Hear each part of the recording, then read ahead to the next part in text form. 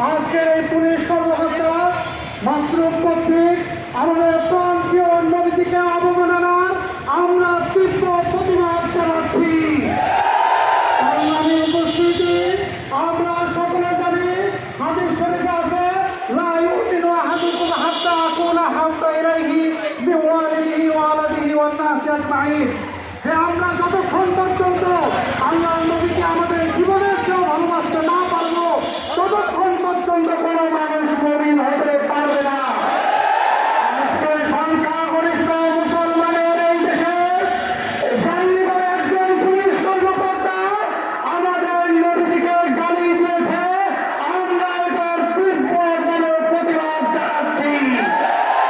এই পুলিশ কর্মকর্তার কোনো ক্ষমা নেই, পুলিশের মধ্যে তার কোনো জায়গা হবে না, প্রশাসনে আমরা তাকে দেখতে চাই না, বাংলাদেশের কোথাও তাকে আমরা রাখতে চাই না।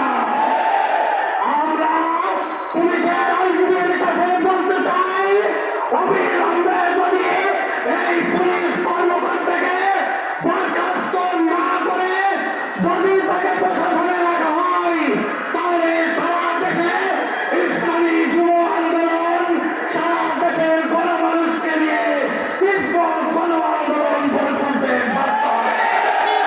সংগ্রামী উপস্থিতি, আজকে যে কোটা সংস্কার নিয়ে যে কথা চলতেছে, আজকে এই কোটার বৈষম্যের অবসান ঘটাতে হবে।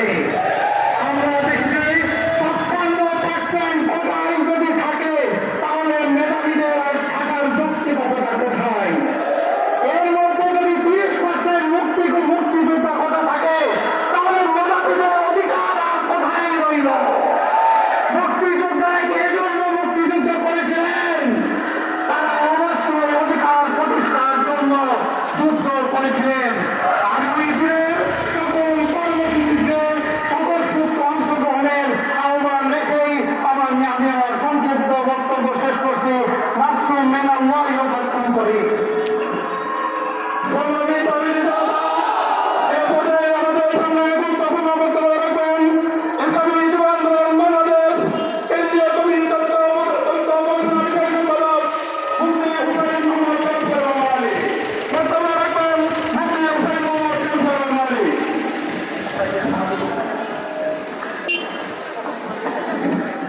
আসসালামু আলাইকুম ওয়া রাহমাতুল্লাহ।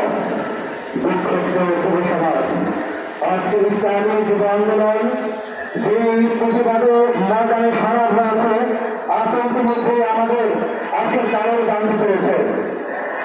যখন সরকার নৈতিকভাবে পরাজিত হয় তখন সব জায়গায় সে আস্তে আস্তে মার খেতে থাকে, ঠিক না? আজকের প্রত্যেকটা জায়গায় তারা ধরা খাচ্ছে। এই শুধু এক আহতকারী নয়, আমি তো মনে করছি তাদের হাতে আগুন লেগেছে। এই আগুনের তীব্র তাণ্ডবে তাদের শরীরে পর্যন্ত চলে পড়ে ছাই হয়ে যাবে। এদেশের সাধারণ মানুষের জনরোষণের কত শক্তি